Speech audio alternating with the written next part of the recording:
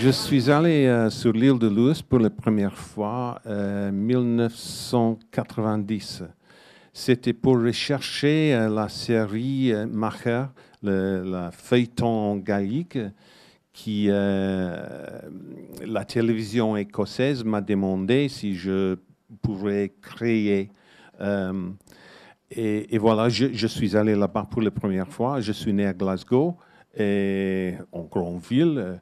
Et pour arriver sur les îles pour la première fois, c'était un vrai choc culturel pour moi.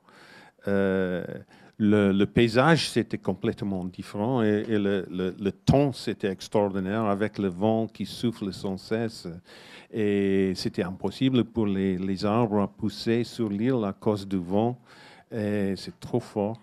Et le paysage, c'était extraordinaire avec les falaises magnifiques, mais en plus les plages argentées avec la mer turquoise et les montagnes autour. C'était extraordinaire. Mais c'était la culture qui était le choc, en fait. Parce que la culture des îles, c'est dominé par l'Église. Le pouvoir de l'Église est extraordinaire là-bas. C'est très dur, c'est très fort. Et le dimanche, c'est interdit de faire rien. Tout est fermé. 1990, tout était fermé. Ce n'était pas possible d'arriver sur l'île ou quitter l'île sur un dimanche parce qu'il n'y avait pas des avions, des ferries. Et c'était pas possible à manger. J'étais dans un bed and breakfast, sans restaurant. Et pour déjeuner, je suis allé en ville, la seule ville des îles, Stornoway, pour chercher un resto pour déjeuner. Pas possible. Tout était fermé. Tous les restos, tous les magasins. C'était pas possible d'acheter l'essence ou les cigarettes. À cette époque, j'ai fumé aussi. Euh, Même les balançoires des enfants étaient enchaînés. J'ai Ok. quitté le monde de télévision en 1996 pour me consacrer d'écriture de mes livres. Et la première chose que j'ai écrit, c'était une série de 6 livres qui se déroulent en Chine. Et je suis allé en Chine 12 ou 14 fois pour rechercher les histoires et pour connaître la police chinoise. C'était pas du tout facile à cette époque. Et j'étais en fait le premier écrivain de l'Ouest qui a gagné accès à la police chinoise, derrière les portes normalement fermées aux étrangers. Et j'étais très privilégié. Euh, à cette époque, au même temps, quand j'étais en train d'écrire cette série chinoise, j'ai quitté l'Écosse et j'ai déménagé en France, définitivement. J'avais acheté une ancienne fermier dans le Lot et j'ai j'ai commencé d'habiter là-bas définitivement en 2002. Et je crois que c'était 2004 que j'ai écrit le dernier livre dans la série chinoise. Et j'ai commencé à penser autour de le prochain livre, quelque chose de différent. J'ai voulu décrire. Et c'était à cette époque que j'ai pensé de l'île de Lewis et les années que j'ai passées là-bas pour tourner la série de télévision. Et je crois que c'était parce que j'étais loin de l'Écosse, loin des îles, parce que quand j'habitais dans une autre culture, dans un autre pays, qui m'a donné une perspective sur les îles, la culture et les années que j'ai passées là-bas. Et j'ai décidé d'écrire autour des îles, des personnages que j'ai connus et surtout une histoire que j'ai entendue quand j'étais là autour de les chasseurs d'oiseaux euh, qui, c'est quelque chose qui existe, en fait, et toujours. Chaque mois d'août, il y a 10 hommes de Ness, dans le nord-ouest de l'île de Lewis, qui partent pour un rocher dans l'Atlantique, très isolé, très sauvage, pour tuer 2000 fous de basson. C'était quelque chose qui a commencé il y a 400 ans pour la nécessité à manger à cette époque.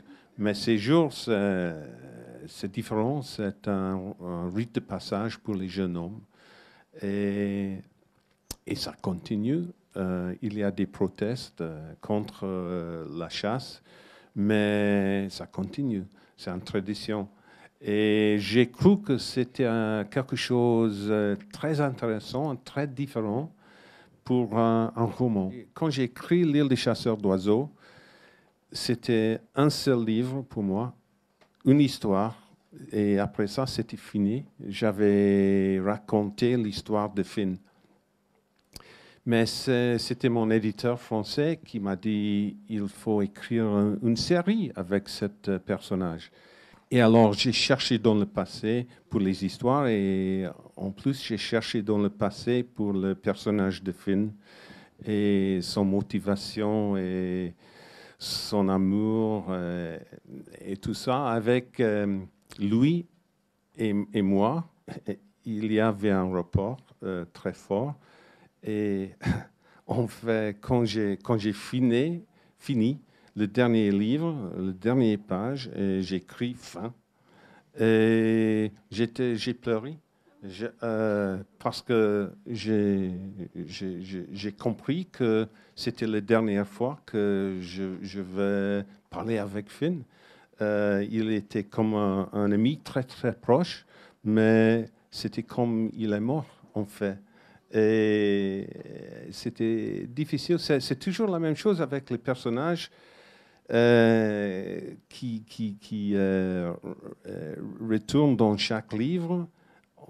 Ils deviennent les amis très proches. Et c'est toujours difficile à dire au revoir. Au début, j'avais peur parce que je suis de l'extérieur des îles, un étranger en fait. Mais j'ai écrit un livre, L'île des chasseurs d'oiseaux, très, très proche de la culture, à l'intérieur de la culture, avec les vrais personnages de l'île. Et en fait, les îles sont très, très bien reçues sur les îles. Ils sont les best-sellers là-bas. Et j'ai fait beaucoup de rencontres autour des îles, dans les petits villages. Il y avait du monde partout, partout, partout. C'était super. Je voulais savoir, vous avez travaillé comme scénariste. Est-ce que vous avez pensé, en écrivant ces livres, à une adaptation possible à l'écran? En fait, je viens de signer un contrat avec le BBC pour 3 films après la trilogie écossaise. 3 films de 2 heures de chacun. Mais je ne vais pas faire le scénario moi-même. Non, je n'ai pas le temps. Il y a un autre scénariste qui va faire l'adaptation. Mais je vais le producteur. Je vais être le producteur exécutif sur la production. Et j'espère que le tournage va commencer l'été 2015 pour diffusion ou automne-hiver 2015-2016, le premier. Le livre L'Écosse de Peter May.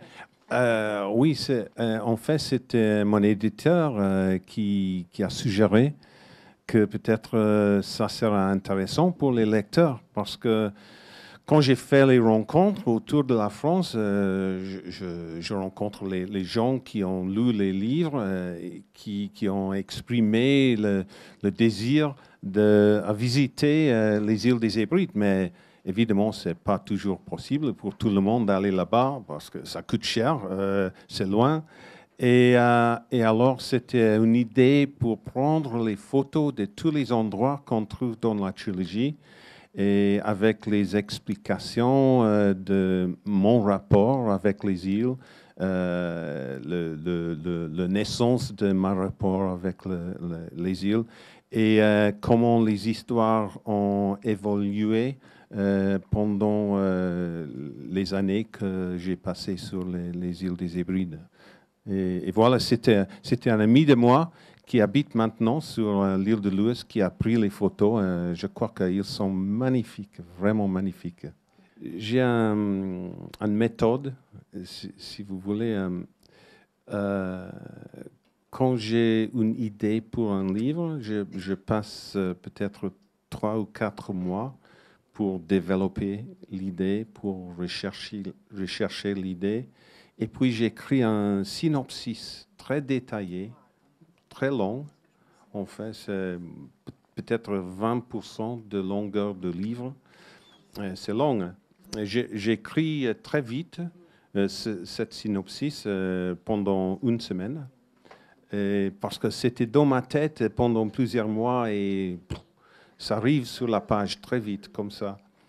Et puis, avec la synopsis, j'écris le roman aussi très vite, parce que c'était quelque chose que j'ai appris quand j'étais un journaliste. Il faut écrire très, très vite. Je me lève à 6 heures le matin, j'écris 3000 mots vers 18 000 signes ou 15 pages par jour. Et après 7 semaines, le livre est fini. Oui, comme ça. Et normalement, je commence avec un prologue. Et souvent, je finis avec un épilogue. Voilà. Non, j'écris en anglais. C'est impossible pour moi d'écrire en français. Je trouve très difficile à parler en français. Impossible d'écrire en français. Mais la traduction, c'était un problème pour le traducteur à trouver les phrases françaises qui sont les mêmes que les phrases écossais qui sont particuliers. Bien, Peter May, merci beaucoup pour cette rencontre, pour votre merci venue beaucoup. à Dialogue. Merci.